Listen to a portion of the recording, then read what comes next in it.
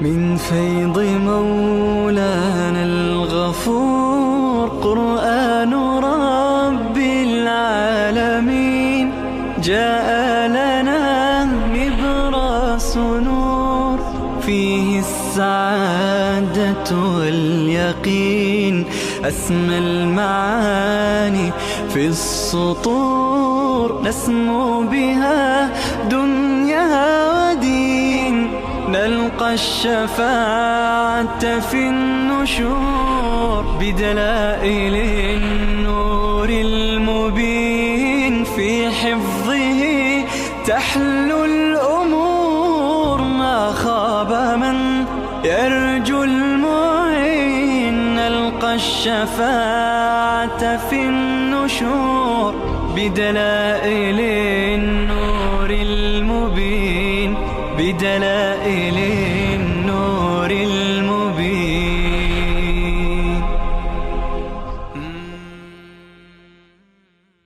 بسم الله الرحمن الرحيم. الحمد لله رب العالمين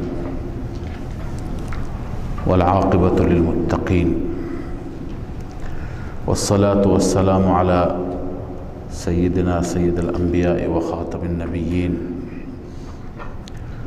وعلى آله وأصحابه أجمعين. الله میفرماید و راودته التي هو في بیتها. امتحان سوم، امتحان اول چاه بود، امتحان دوم عرض به خدمت شما که به عنوان برده فروختن بود و امتحان سوم در خانه زلیخا با این مصیبت عظمی مرحله به مرحله عرض کردم مشکل تر میشه. امتحان در خانه زلیخا این امتحان بر او آمد که راودته التي طلبید او را، یعنی یوسف را، التي هو فی بیتها، اون زنی که این یوسف در خانه اش بود، عن نفسه، طلبید به چه معنا؟ عن نفسه، خودش را. به این معنا این کنایه است از بلا نسبت همخوابی. او را برای همخوابی خودش را خواست که خودت را میخوام، برای نزدیکی خواست. و غلقت الابواب، و درها را هم بست. و قالت هیت لک، یوسف را گفت که هیت لک، بیا به طرف من، لک، برای تو هم، برای تو خودم را آماده کردم. خودش را آراسته کرده بود. لذا این امتحان سنگینی بود. یوسف علیه السلام به محض اینکه متوجه شد هدف این سیده را فهمید، قال معاذ الله، پناه به خدا، من به خدا پناه میبرم. انه ربی احسن مثوای، همانا اون خدا رب من هست و او جای من را زیبا قرار داد، بهترین جا مرا آورد، من خیانت بکنم؟ و بعضی میگه انه ربی راجع هست ضمیر به طرف عزیز مصر. یوسف میگه اون عزیز مصر رب من هست، به این معنا که آقای من هست، ارباب، سید. احسن مثوای، مرا با غلامهای دیگه قرار نداد، به من اعتماد کرد، جای من را خوب قرار داد، جای خوبی به من داد. الان من با او خیانت بکنم؟ از اعتمادی که اون به من کرده سوء استفاده بکنم؟ معاذ الله، من این کار را نمی کنم. انه لا یفلح الظالمون، همانا شان این است که ظالم ها رستگار نمیشند. اگر من این کار را بکنم، این ظلم، این تعدی هست، هرگز من رستگار نمیشم. لذا این کار را از من نخواه، این مطالبه را از من طلب نکن. الله می فرماید ولقد همت به، این زن نسبت به یوسف علیه السلام به صورت قطعی تصمیم گرفت که یوسف را به طرف خودش بکشد، یوسف را بفریباند. اما این عزم و اراده آهنین کرده بود و هم بها لولا ان رأى برهان ربه. یوسف اگر برهان رب را نمیدید قصد میکرد، یعنی یوسف هم انسان بود اما برهان رب مانع شد که یوسف علیه السلام به طرف اون زن نره. الله بر یوسف لطف کرد. برهان رب چیه؟ درباره تفسیر برهان رب اختلاف است. اقوال ضعیفی هم بعضی نوشتند. بعضی نوشتند که دلیل، برهان به معنی دلیل، استدلال، خدا به او استدلالی داد. اون استدلال چی بود؟ وقتی که زلیخا یوسف را به این کار دعوت کرد، قبل از اون بتی اونجا داشت که همیشه در اون خانه او را کرنش میکرد، تعظیم میکرد. قبل از اون چادری را، پارچه ای را بر بت انداخت که بت زیر چادر نبینه او را. یوسف علیه السلام از او پرسید که این کار را چرا کردی؟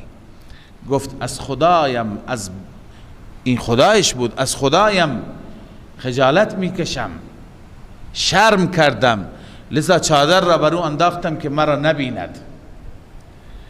یوسف علیه السلام اینجا به اون گفت تو از این خدای پوشالیت خجالت میکشی، من از خدای حقیقی چرا خجالت نکشم؟ معاذ الله. لذا اون گفت، این گروه از مفسرین میگن برهان رب این بود که این قوی نیست. بعضی دیگر میگویند که برهان رب این بود که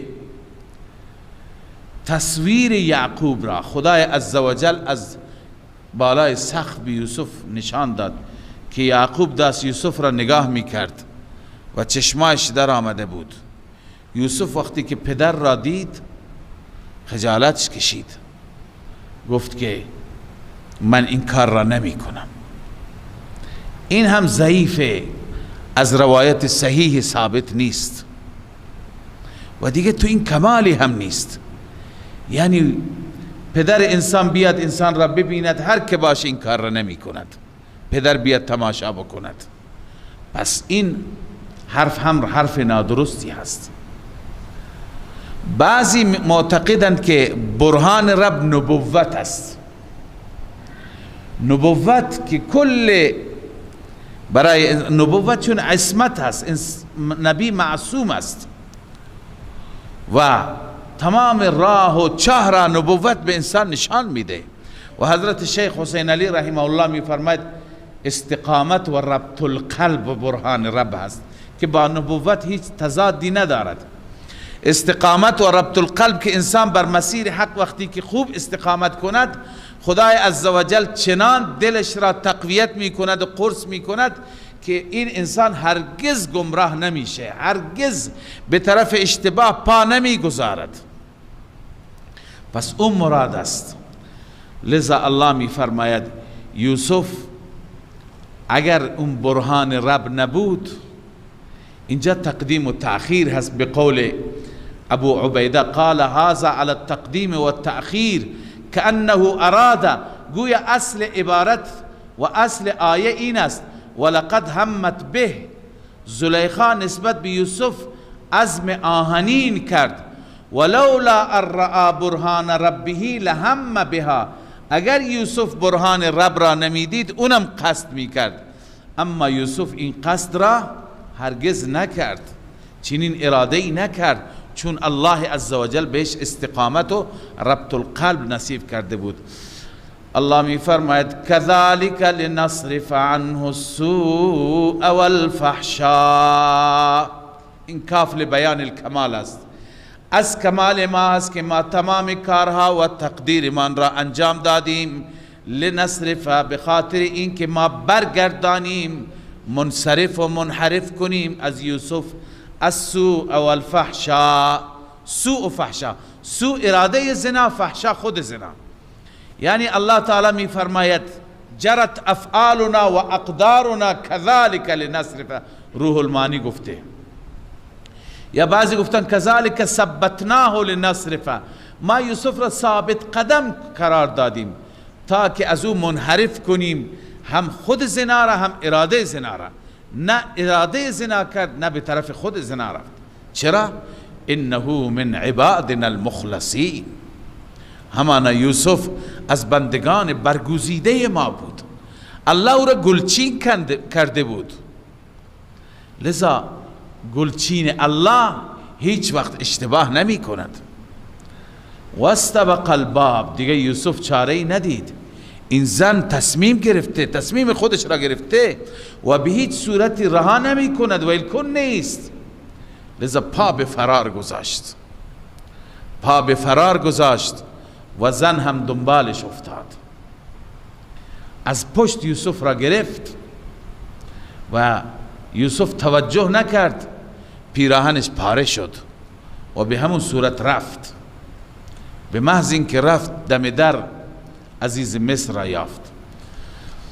الله می فرماید واستبق الباب، هر دو دویدن به سوی در، و قدت قمیصه من دبر، پاره کرد پیراهن یوسف را از پشت، و الفیا سیدها لدى الباب، اتفاقا یافتند سید او را، یعنی شوهر اون زن را، نزد باب. زنان چقدر مکارند. زلیخا به محض اینکه شوهرش را دید داد و فریاد کرد که این چه غلامی است برای من آوردی که به من تعرض کرد، به من حمله ور شد. قالت ما جزاء من اراد، امتحان مشکل تر.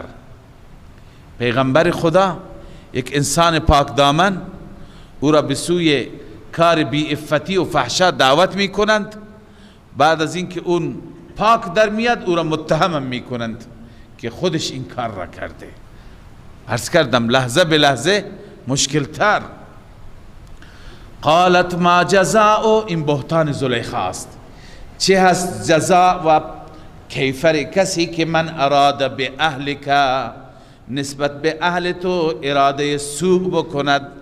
من اراد به اهلک سوءا، می ترسه یه وقتی شوهر من این را نکشد، نمیدوند که شوهرم غیرتی ندارد، به این خاطر خودش پیش بینی می کند پیشا پیش، میگه جزای این و کیفر این نیست الا ان یسجن، مگر این که به زندان بیفته، زندان بشه، او عذاب علیم، یا عذاب دردناک یعنی شکنجه بشه، شلاق بخورد، دره بخورد.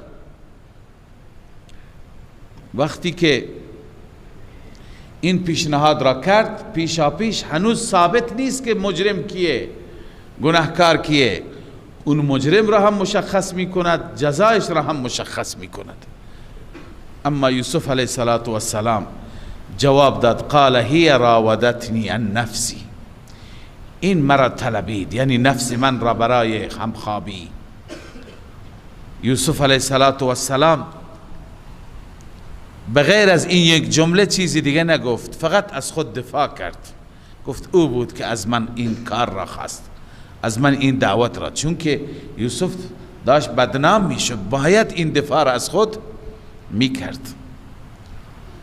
اما مونده بود عزیز مصر یا قطفیر که از اینها مقصر کدوم هست، تا اینکه گواهی و شاهدی شهادت داد.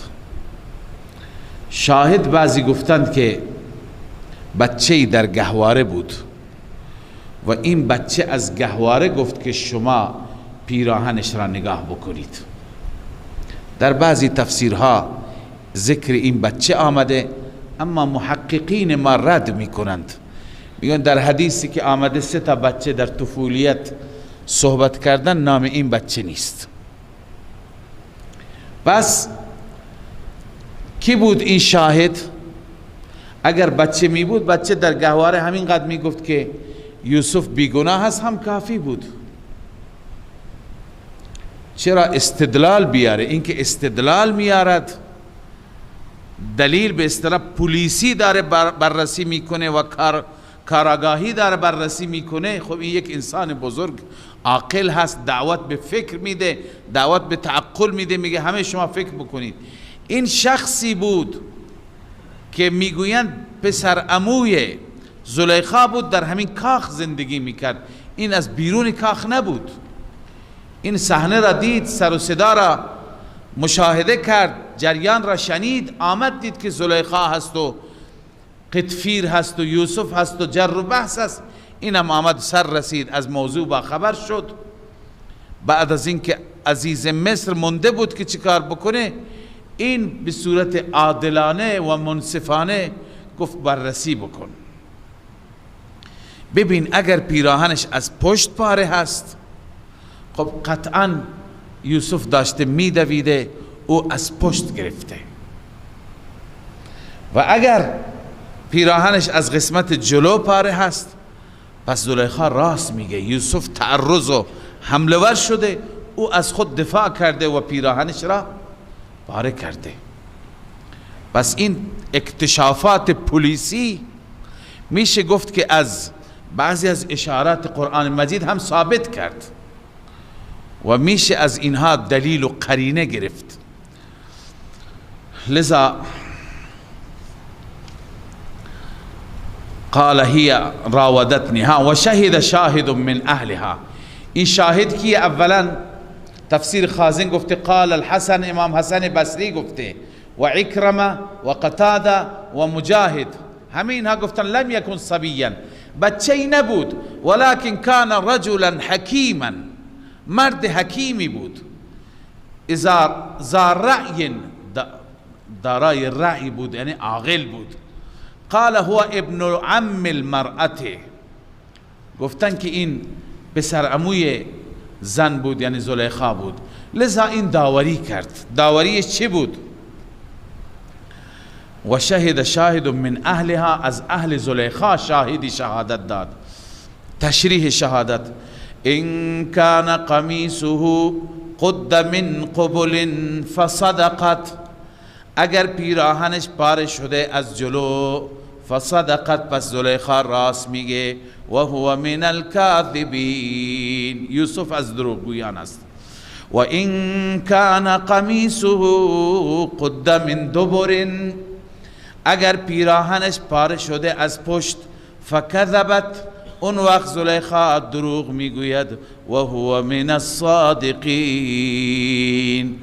یوسف از صادقین است، یوسف راست میگه. الان بررسی عزیز مصر: فلما رأى قمیصه قد من دبر، زمانی که قمیصش را دید، پیراهنش را دید، قد من دبر، پاره شده از پشت، قال انه من کیدکن، همانا این از توطئه شماست، از مکر شما زنان است. ان کیدکن عظیم، مکر شما، امثال شما ای زلیخا بسیار بزرگ است، مکار بزرگی هستی، تو مقصری، تو اینجا حمله ور شده به یوسف. این جملات را عزیز مصر خطاب به زنش گفت و باز خطاب به یوسف: یوسف اعرض عن هذا، ای یوسف از این مسئله بگذر، از این مسئله بگذر، نادیده بگیر، بدنامی درست میشه. و استغفری لذنبک، باز به زلیخا میگه که برای این گناهت معذرت خواهی بکن، مغفرت بخواه، منظور بخشش بخواه از یوسف. انک کنت من الخاطئین، تو اشتباه کردی، تو گناه کردی. ببینید به این بسنده کردن، این دلیل بیغیرتی هست، چون دین نبود اون زمان، ایمان نبود، همیشه غیرت از ایمان می آید. اینجا نکته مهمی را اشاره بکنم، همه چیزها با صراحت گفته نمی شوند. گاهی مردان وقتی که اینقدر ضعیف باشند، غیرتشون ضعیف باشد که فقط یک تذکر بدن به زنی که اشتباه می کند، اون وقت جلوی فساد گرفته نمیشه، ادامه پیدا می کند. و بالخصوص وقتی که قانون متاسفانه چنان باشد که گاهی دو نفر بلا نسبت با هم دیگر آلوده می شوند. قانون چیکار میکنه؟ وقتی که در قانون به قانون مراجعه می شود، اونها میگن ما هم دیگر را می خواهیم، عقدشون را می بندد و اونها را رها می کند. اون تنبیهی که خدا تعیین کرده نشد. این اجتهاد خود ماست، ما به گمان خودمون بهتر میکنیم. ما نشستیم با عقل خودمون یک قانونی را ایجاد کردیم که وقتی که دو نفر این چنین بودند با هم عقدشون را ببندیم و رها بکنیم. این فساد را بیشتر میکند، جرأت را بیشتر میکند. همین تسامح بود، همین لاابالیگری عزیز مصر بود که زلیخا ادامه داد. و الا مثل مرد اگر با زلیخا برخورد میکرد هرگز ادامه پیدا نمیکرد این داستان، این جریان دنبال کردن یوسف علیه السلام. اما این مرد فقط به همین گفت که از یوسف معذرت خواهی کن، یوسف تو هم به کسی نگو، تمام شد. این غیرت نیست. بعضی از مفسرین اینجا عصبانی هستند و ناراحتند، میگویند غالبا علامه آلوسی گفته به قول حضرت استاد رحمه الله که نوشته که معمولا هر جا حیواناتی باشند، هر حیوانی باشد، اون حیوان اثراتش را بر انسانها هم میگذارد.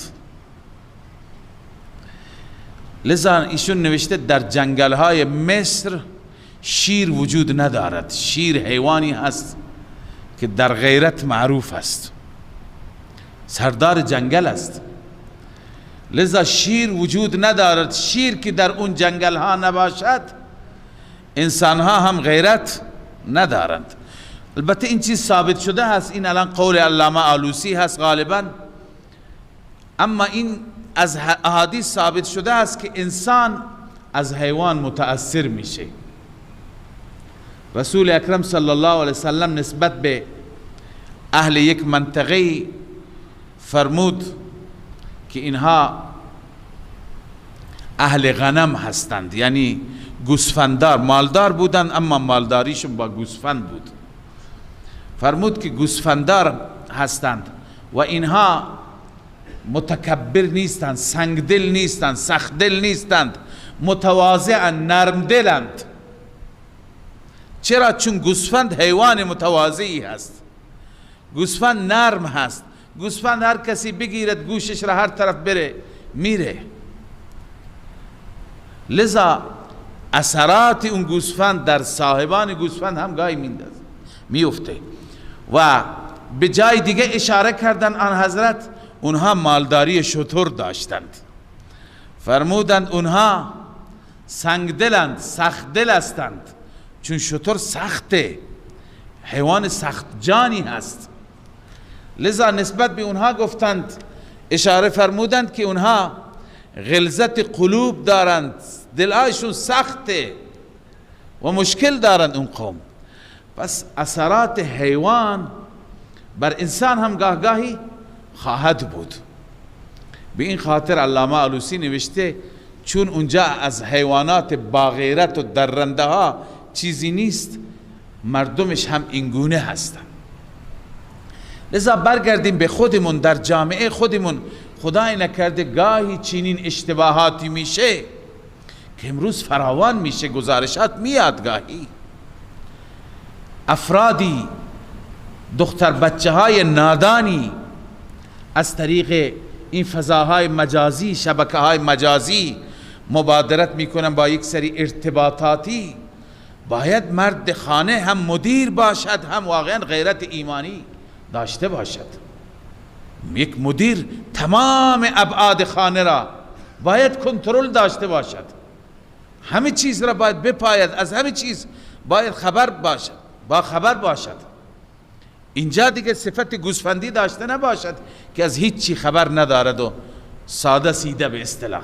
نه، باید که این احساس و این غیرت باشد، فتیفار والی نباشد، قطفیر والی نباشد، مثل این نباید باشی. لذا به زلیخا میگه که تو معذرت خواهی کن، تو اشتباه کردی. به یوسف میگه تو هم به کسی نگو، بس تمام شد. این بیغیرتی از بی ایمانی هست، چون ایمان نبود.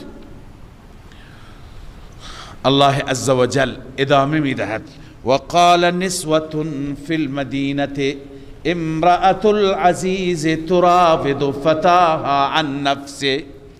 زنانی دیگه مسئله پخش شد، خبر شایع شد، از طرف یوسف علیه السلام نبود، از طرف اطرافیان زلیخا بود. بقیه خدمه هایی که اونجا بودند دیدند، بعضی افراد دیدند. به هر حال یک خدا نکنه یه حرف یه بار که پخش بشه دیگه همه شهر را میگیره، همه اشراف زادگان، همه زنان وزیر وزرا، معمولا اشراف زاده ها و بالخصوص زنهای بزرگان همیشه با هم دیگه رقابت و حسادت و کینه دارند دیگه. برای اونها سوژه درست شد بر علیه زلیخا. شب و روز مجالس گرم بود، در هر جلسه خنده و قهقه و تمسخر به زلیخا بود. زنها گفتن در شهر امرأة العزیز تراود فتاها عن نفسه.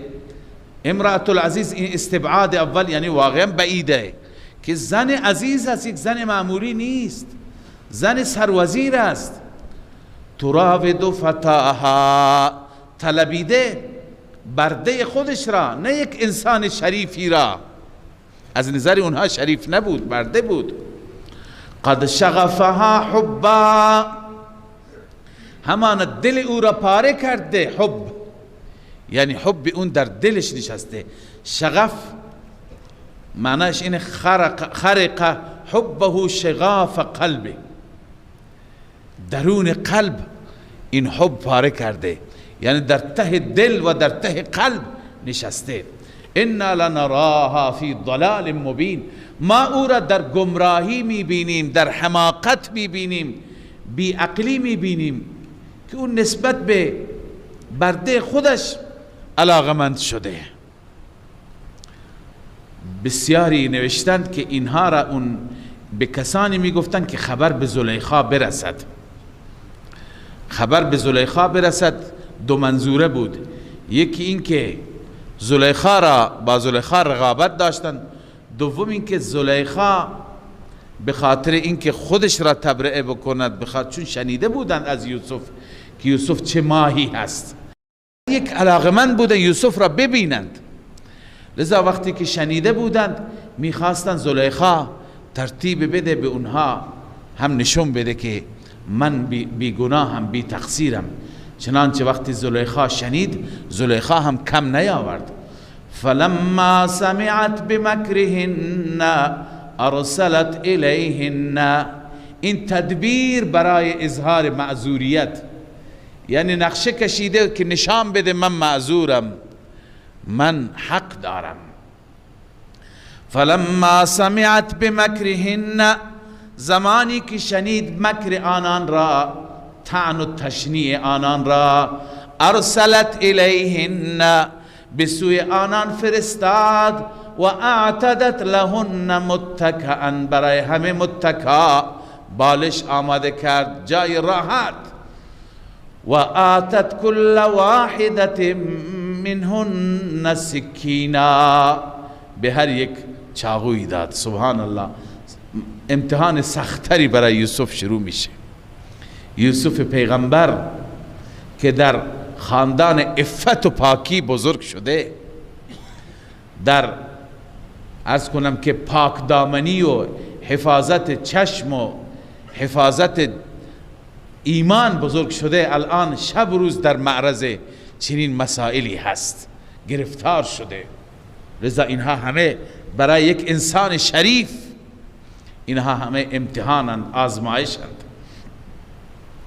فلما رأینه ها و آتت کل واحدة منهن سکینا، به هر یکی کاردی داد، چاقویی، که اینها وقتی که کارد به اصطلاح میوه خوری که یوسف علیه السلام بیاید و اینها در حال میوه باشند و خوردن میوه باشند. زمانی که اونها میوه ها را به دست گرفتند، هر چی بودند، سیب بودند، چیزی دیگه بودند، داشتند که میوه ها را قطع می کردند. این زمان به یوسف گفت اخرج علیهن، اونجا برو اون اتاق، اون حال به اصطلاح اونجایی که اون زنها نشستن برای کاری فرستاد. یوسف علیه السلام هم یک برده هست و یک غلامه، اطاعت می کند، کاری که بهش گفته بشه انجام میده. وقتی که یوسف علیه السلام آمد، فلما رأینه اکبرنه، وقتی که یوسف را دیدن این زنها، اکبرنه، در دل او را خیلی بزرگ شمردند. این اولین حالت قلبی، اکبرنه ای اعظمنه، اون را یک انسان عظیم، یک انسان بزرگ در دلشون قرار دادند، پنداشتند.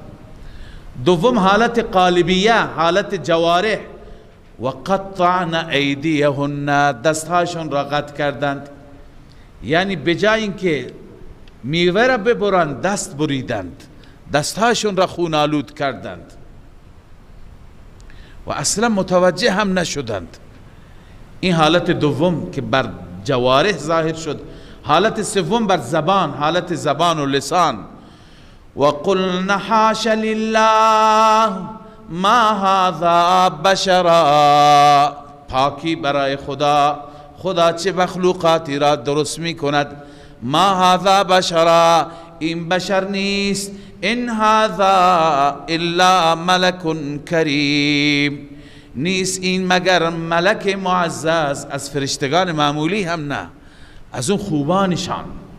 فرشته معزز در میان فرشته ها هم این معززه، این جایگاه دارد. دهنشون آب افتاد، دستشون پرخون شد، چشمشون خیره ماند. الان زلیخا دهنش باز شد. قالت فذلکن الذی لمتننی فی، این هست اون چیزی که شما مرا ملامت میکردی شب و روز تو خونه هایتون.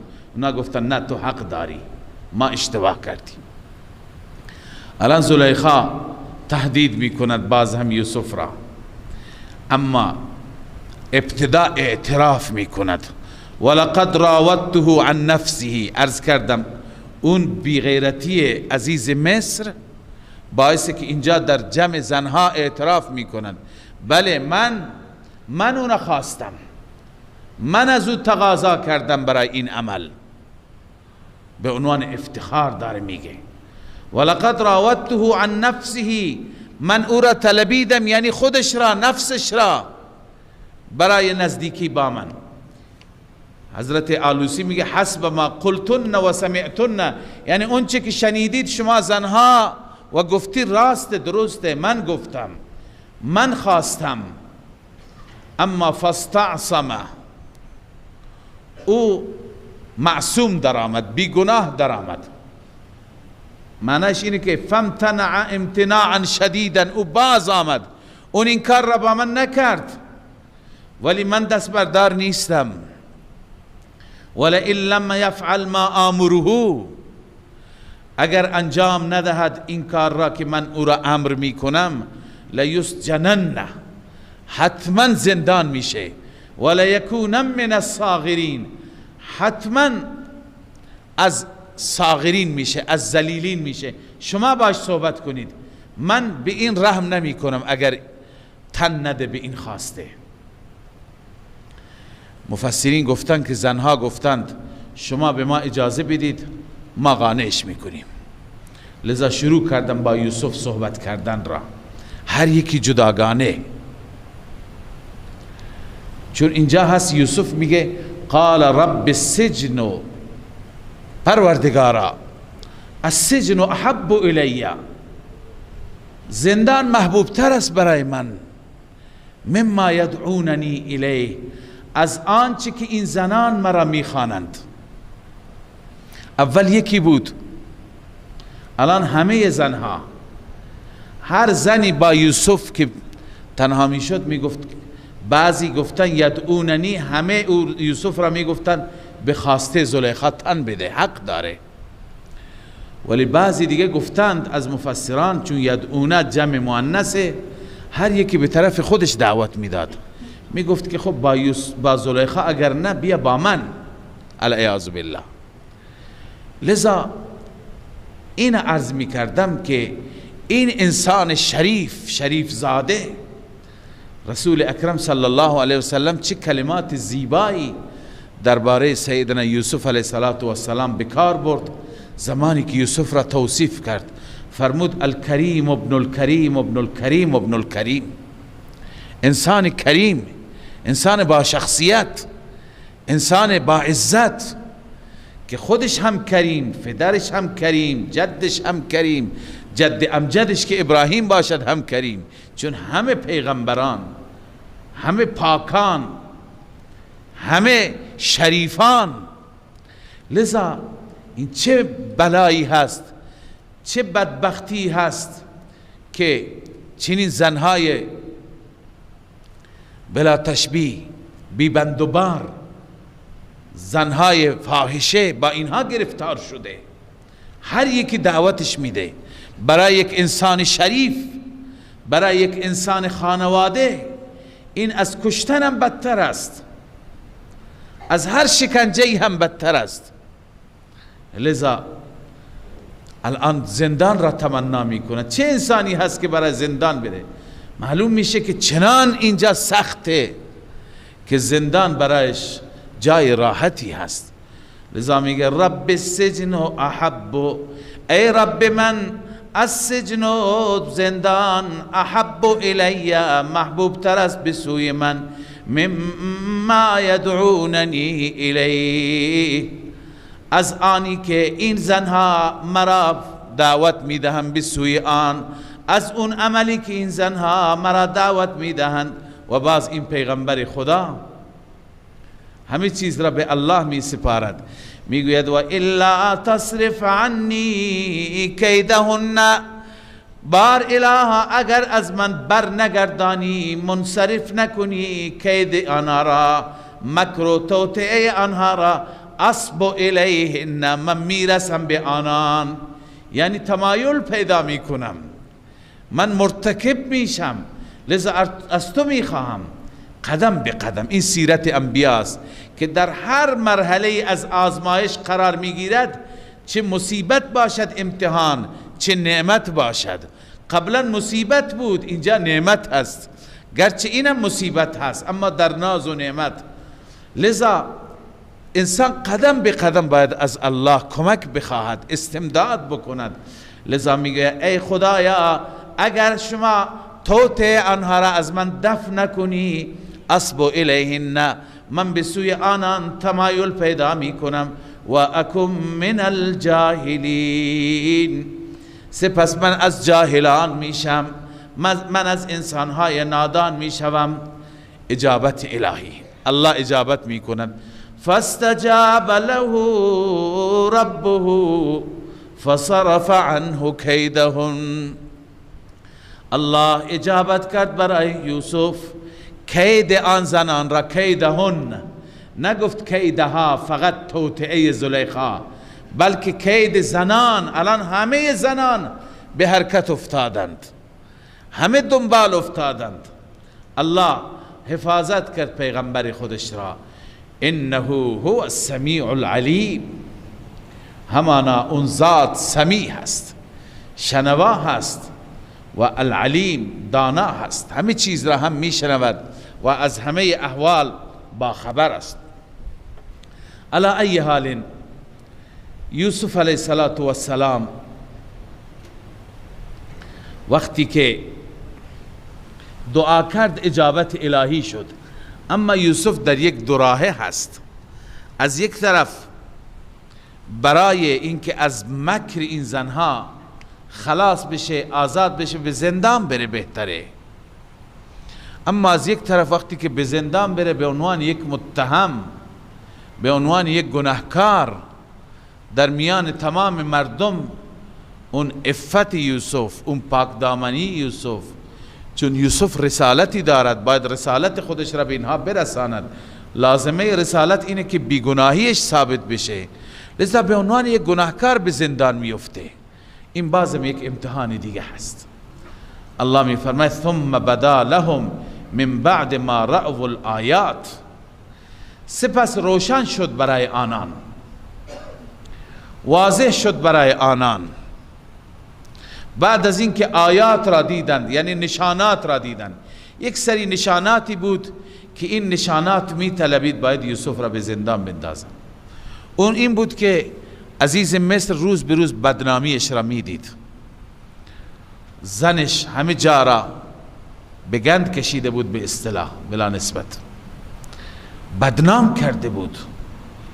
لذا تنها راه این بود که یوسف مظلوم را گناهکار و متهم اعلام بکنند که گناه از یوسف بوده و یوسف را به زندان بندازند. همین کار را کرد. لذا بعد از اینکه آیات و نشانات نزاهت و پاکی یوسفی را دیدند، به این نتیجه رسیدند که لیسجننه حتی حین، او را زندان کنند تا مدتی. لذا یوسف به عنوان یک متهم به زندان رفت. الان به زندان رفتن یوسف علیه السلام به صورت بیگناه بود.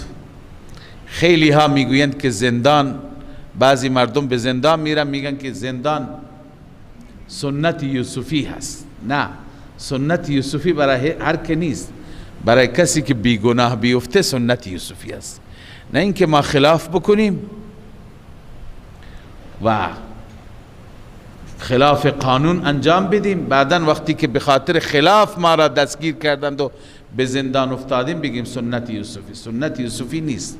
سنت یوسفی اینه که در مسیر حق باشیم و از حق دفاع بکنیم،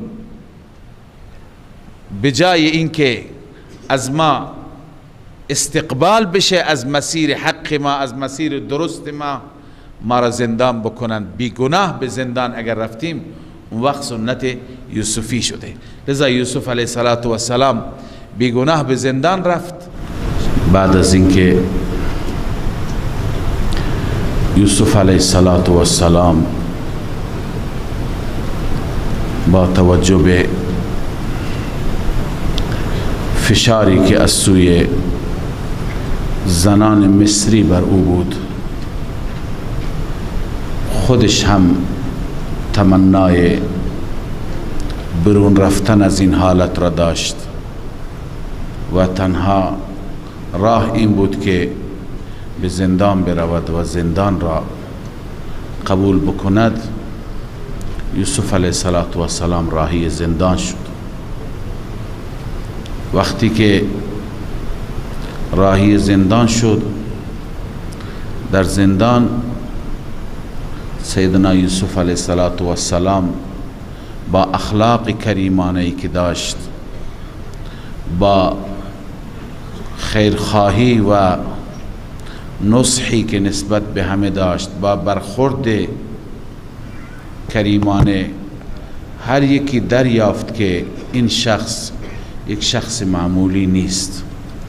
همه زندانبانها و زندانیها همه فریفته یوسف شدند، فریفته اخلاق یوسف شدند، مرام یوسف شدند و همه رابطه خاصی با یوسف و در دل همه جایگاه خاصی پیدا کرد. حتی که در یکی از نسخه های تورات نوشته شده که مسئول زندان به یوسف گفت فقط من نمیتوانم که تو را از اینجا بیرون کنم و آزاد کنم، این اختیار را ندارم، اما درون زندان همه اختیارات مال من هست و تو کاملا از طرف من آزاد هستی. هر جا میری، هر کاری میکنی، هر بندی، هر قسمتی، هر بخشی، به هر شکلی که میخواهی بمانی بمان. الله عزوجل فتح را و راه در واقع برون رفت از مشکلات را کم کم برای یوسف علیه السلام فراهم می کرد. زمانی که یوسف علیه السلام در زندان بود و قطعا در زندان به عنوان نبی خدا و پیغمبر خدا مردم را خیرخواهی می کرد، با تدبیر و با تعقل به سوی یکتاپرستی و به سوی دین حق دعوت میداد و هرگاه فرصتی برایش فراهم میشد از فرصت حسن استفاده کرده و مردم را فرا میخواند، تا اینکه 2 نفر از کسانی که همزمان با یوسف علیه السلام به زندان رفتند و یکی از اونها گناهکار بود و یکی بیگناه، اما تا مدتی بلا تکلیف بودند، بعد از مدتی خواب دیدند. هر یک خواب دید. یکی خواب دید که خوشه های انگور هستند و داره این خوشه های انگور را فشار میده و در بعضی تفسیرها و روایت های تفسیری هست که 3 تا خوشه انگور بودند. این 3 تا خوشه انگور را داره فشار میده و از اونها آب انگور و به اصطلاح شراب درست میکنه که میدانی شراب از آب انگور درست میشه. و دیگری در خواب دید که بر سرش جانانی به اصطلاح گذاشته، چیزی که نان توش گذاشته میشه و در بعض روایت های تفسیری است که 3 تا هستند، 3 تا سر به سر هستند و آخری که نان دارد پرنده های می آیند و از اون نانها نوک میزنند و میخورند. لذا تعجب کردند که اینها چه خوابهایی هستند. پیش یوسف علیه السلام مطرح کردند، اما یوسف علیه السلام فرصت را غنیمت شمرد و موقعیت را طلایی دانست و به هر 2 همبند خودش و رفیق زندان خودش اطمینان داد که من تعبیر خواب شما را بیان می کنم، اما قبل از تعبیر خواب یک مطلب بسیار مهمتری هست که اول اون باید بدونید. و اطمینان داد که قبل از اینکه طعام آورده بشه، غذای ظهر آورده بشه، قبل از اون شما تعبیر خواب خودتون را خواهید دانست، اما مطلبی که به مراتب درباره از تعبیر خواب و از پاسخ شما مهمتر است، اون مطلب ایمان است. درباره توحید خدای عزوجل و یکتاپرستی فهماند اونها را، تفهیم کرد و اونها را دعوت داد و تفهیم کرد. لذا به آیات توجه بفرمایید. الله می فرماید و دخل معه السجن فتیان، داخل شدند همراه یوسف، همزمان با یوسف در داخل زندان 2 جوان داخل شدند که اینها در زندان مدتی ماندن بلا تکلیف، اما بعد از مدتی این خواب را دیدند.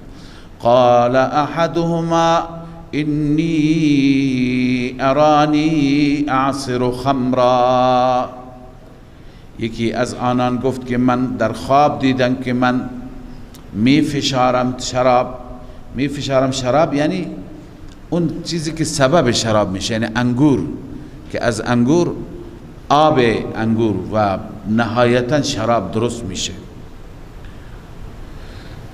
نبئنا بتأویله وقال الآخر، دومی گفت این کسی که در خواب میبیند که شراب درست میکند، این ساقی شاه بود، ساقی فرعون مصر بود که همیشه کارش سقایت و شراب بود.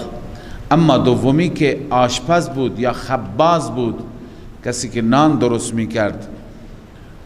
قال الآخر إني أراني أحمل فوق رأسي خبزا، دومی گفت من در خواب دیدم، اینی ارانی فی المنام، من در خواب دیدم که حمل می کردم بر سرم نان، چنان نانی که تأکل الطیر منه، پرنده می آمد از بالای سر نان می خورد. نبئنا بتأویله، بما تأویل خواب را بگو، خبر بده ما را. انا نراک من المحسنین، ما تو را از نیکوکارا میبینیم. عرض کردم از برخورد یوسف، از اخلاق کریمانه یوسف، از خیرخواهی و اینکه هر یک را راهنمایی میکند، برای هر یک دلسوزی دارد.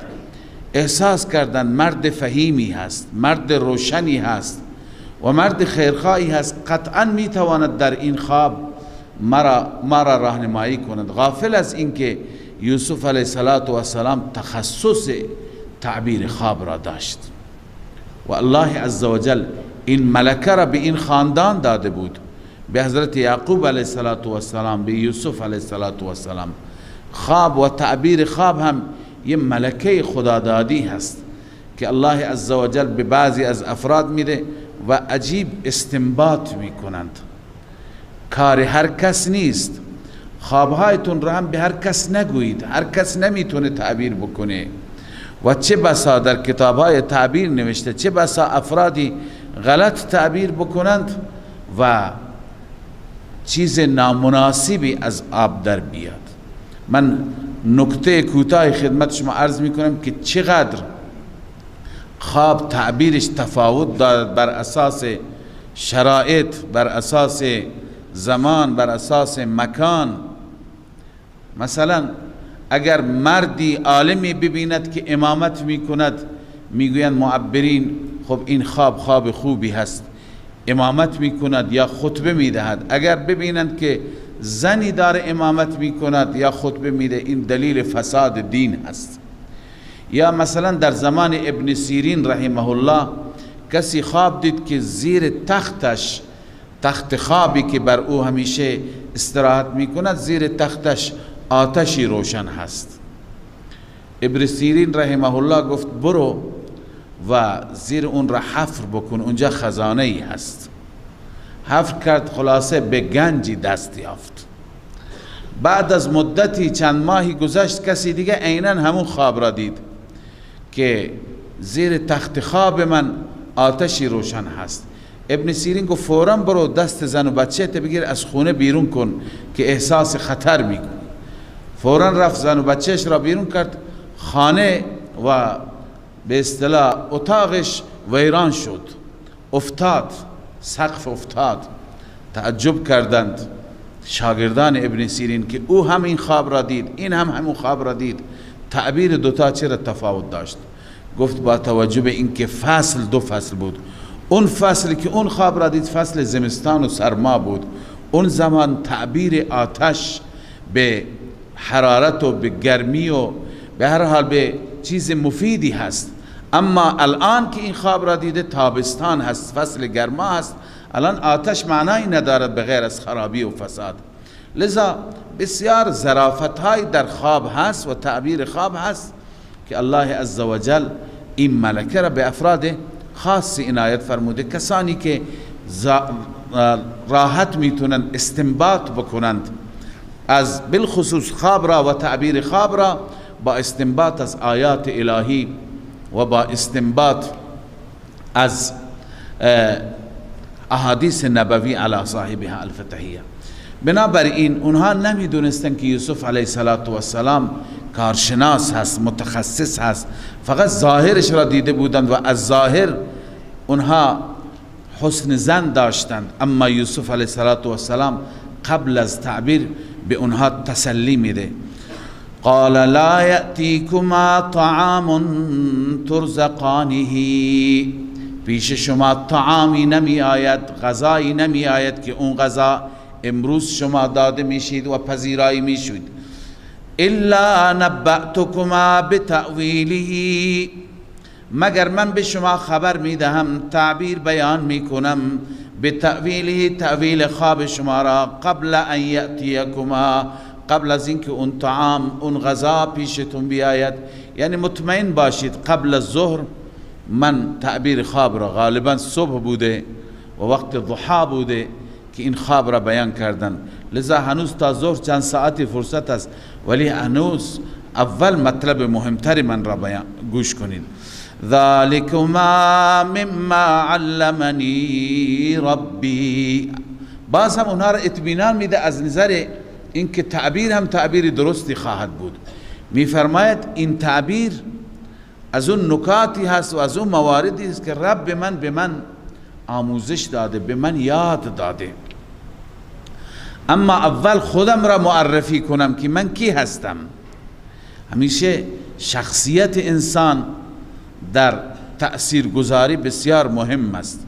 بعضی وقتا کسی سخنی میگوید بستگی دارد که این سخن از حلقوم چه کسی و از زبان چه کسی خارج میشه. لذا میگه انی ترکت ملت قوم لا یؤمنون بالله، من ترک کردم، رها کردم دین قومی را که ایمان به خدای واحد ندارند. دو چیز همیشه مشکل ساز بوده و همیشه مشرکان این دو عقیده را داشتند. یکی ایمان درستی به مبدأ و به خالق نداشتند و یکی ایمان درستی به معاد و به قیامت نداشتند. لذا یوسف علیه السلام گلایه دارد از این قوم بی ایمان که هم به مبدأ ایمان ندارد هم به معاد. لا یؤمنون بالله و هم بالآخرة هم کافرون، هم به خدا ایمان ندارند و هم نسبت به آخرت کافر و منکر هستند. واتبعت ملت آبائی ابراهیم و اسحاق و یعقوب، ای همراهان من دنبال کردم، پیروی کردم، اتباع کردم دین پدرانم. من از این سلاله هستم، از این نسلم. دین پدرانم یعنی ابراهیم و اسحاق و یعقوب، اینها شخصیت هایی بودند همه می شناختند. متوجه شدند اون افراد که اینها از نسل ابراهیم، ایشون از نسل ابراهیم هست. اما حال تبلیغش را شروع می کند. چرا من ملت اون قوم را ترک کردم و ملت آبا را گرفتم؟ به این دلیل ما کان لنا ان نشرک بالله من شیء، این خلاصه مذهب است، خلاصه دین هست. برای ما سزاوار نیست، برای ما جائز و درست نیست ان نشرک بالله من شیء، اینکه ما شریک بگیریم به الله من شیء، هر چیزی باشه، از هر چه بتی باشد، چه درختی، چه سنگی، چه انسان صالحی، چه پیغمبری، جنی، ملکی، من شیء همه را شامل میشه. هیچ کس را شریک خدا قرار ندهیم. ذلك من فضل الله علينا وعلى الناس، این فضل الله است. این چی؟ اشاره ذالک به عقیده توحیدیه هست، به عدم شرک هست. این که ما کسی را شریک نگردانیم، اگر بر این عقیده باشیم، بر این باور باشیم، فضل الله است. ذلك من فضل الله علينا وعلى الناس، این فضل الله است بر ما و بر مردم. ولكن اکثر الناس لا یشکرون، اما اکثر مردم شاکر نیستند، سپاسگزار نیستند، شرک میکنند. به جای اینکه شاکر باشند، موحد و یکتا پرست باشند، شرک میکنند. علامه جلال الدین جنشته فیشرکون از جلالین، شاکر نیستن بلکه چی؟ مشرکن. لذا حال شما با خودتون بسنجید، ای همراهان زندان، ای همبندان من، یا صاحبی السجن، ای دو همراه من در زندان، ارباب متفرقون، آیا ارباب متفرق، مفسرین گفتن عبادت و ارباب، آیا عبادت ربهای متفرق، یعنی این رب بگیر، از اون استمداد بطلب، اون را سجده بکن، این همه عبادتند، انواع عبادت، سجده، رکوع، نذر و نیاز، دعا است. ارباب متفرقون، آیا عبادت ارباب متفرق بهتر است؟ ام الله الواحد القهار، یا عبادت الله، آن اللهی که واحد قهار است، آن اللهی که واحد است، یگانه هست، بر هر چیز مسلط است، هر چیز را الله عزوجل در واقع هر چیز در اختیار الله تعالی هست. آیا عبادت اون الله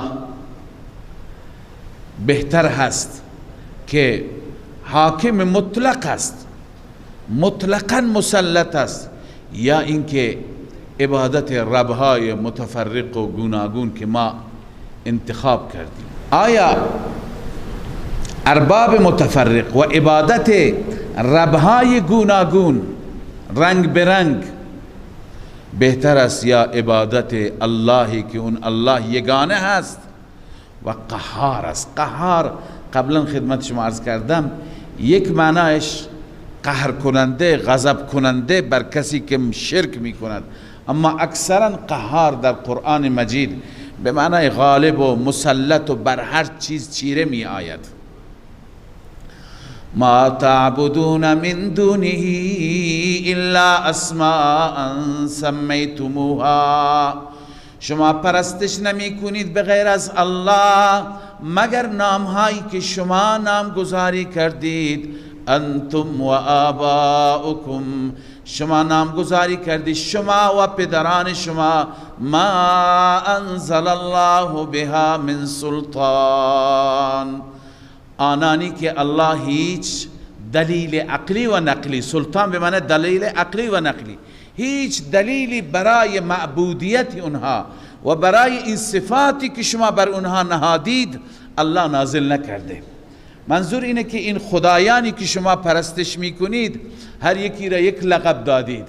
یکی از خدایان مثلا خدایی هست که در تجارت رونق میبخشد، یکی از خدایان و بتان اون خدایی هست که باران میده، یکی از اینها اونی هست که بچه و اولاد میده. این صفات را شما گذاشتید. برای اثبات این صفات شما هیچ ثبوت شرعی ندارید، شما هیچ دلیلی ندارید. بنده عرض کردم در عرف ما، در زمان ما، هم در بعضی از مناطق همین هست که نسبت به اولیاء خدا، نسبت به بزرگان، بعضی مردم از خود صفت درست کردند، از خود به اونها القابی دادند که این القاب شایسته نیست. به عنوان مثال عرض کردم مثلا یکی از بزرگان هست بهش میگن دستگیر. دستگیر یعنی در هر مشکلی دست انسان را میگیرد، انسان را کمک میکند و این درست نیست. دستگیر فقط الله است، فقط الله دست ما را میگیرد. یا مثلا در لاهور مزار و قبر یکی از بزرگان اولیاست به نام، اونجا معروف است داتا گنج بخش. داتا یعنی دهنده به زبان اردو، دهنده هر چیز را به ما میده. لذا مردم اعتقاد دارن که ما اونجا وقتی که بریم هر چیز را به ما میده. گنج بخش، گنج میبخشه بهت، خزانه میده، برو هر چی میخوای بخوا. یا باب الحوائج، همه حوائج ما، همه مشکلات ما درش همین مزار است، همین آستانه هست، این در است. اینها اسمایی هستند، القابی هستند، نامهایی هستند که ماها گذاشتیم، الله نگفته، هیچ دلیل شرعی برای این وجود نداره. پس در هر زمانی بر اساس شرایط اون زمان افراد القابی میگذارند، یا برای اولیاء و بزرگان میگذارند، یا برای مزار و قبرهایشون میگذارند که این القاب بلا دلیل است. افراد از خود میتراشند، نه اون بزرگان خبر دارند که مردم به ما دستگیر میگویند و دهنده میگویند، و نه الله راضی است برای چنین چیزی. لذا حضرت یوسف میگه این القابی که شما برای خدایان باطل گذاشتید، برای آلهه باطل گذاشتید، سمیتموها انتم و آباؤکم، این نامها را شما و پدرانتان نامگذاری کردید. ما انزل الله بها من سلطان، الله عزوجل برای معبودیت اینها، برای این صفات هیچ دلیلی نازل نکرده. ان الحکم الا لله، حکم نیست مگر برای الله است. حکم یعنی چی؟ یعنی تصرف، تدبیر، اختیار، مدیریت عالم و مدیریت جهان، همه و همه مال الله است، مال کسی دیگه نیست. در هر حاجت، در هر مشکل، در هر فریاد ما از الله باید بخواهیم. یوسف به هم بنده هایش خودش میگه امر الله تعبدوا الا ایاه، لذا اون ذات ما را امر کرده الله تعبدوا الا ایاه، اینکه پرستش نکنید احدی را، هیچ هستی را مگر فقط او را. ذالک الدین القیم، ای عزیزان من این هست دین قیم، دین مضبوط، دین محکم و عقیده استوار، اینه که ما یکتا پرست باشیم، فقط و فقط الله را فریاد بزنیم، از او استمداد کنیم. ولکن اکثر الناس لا یعلمون، اما اکثر مردم نمیدانند، اکثر مردم با خدای عزوجل شریک میگیرند. لا یعلمون فیشرکون، نمیدانند شریک میگیرند، و اگر میدانستند که این شرک است بسا مردم این کار را انجام نمیدادند. لذا مردم باید برای عقاید خودشون به کتاب خدا مراجعه بکنند، به علماء ربانی مراجعه بکنند، و نه باید هر چی که میشنوند اون را عقیده قرار بدن. صدق الله العظیم. من فيض مولانا الغفور قرآن رب العالمين، جاء لنا نبراس نور فيه السعادة واليقين، أسمى المعاني في السطور، نسمو بها دنيا ودين، نلقى الشفاعة في النشور بدلائل النور المبين، في حفظه تحلو الأمور، ما خاب من يرجو المعين، نلقى الشفاعة في النشور بدلائل النور المبين، بدلائل